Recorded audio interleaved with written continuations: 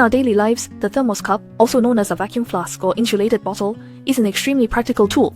Its design cleverly utilizes the principles of heat transfer in physics to maintain the temperature of drinks. First, we need to understand the nature of thermal energy. It is a form of energy that can make objects feel hot or cold. When we heat a cup of water, the tiny water molecules become more active, move faster, and increase their thermal energy. This is what we perceive as temperature. In this process, temperature is a key parameter as it balances the speed and intensity of particle activity within the substance.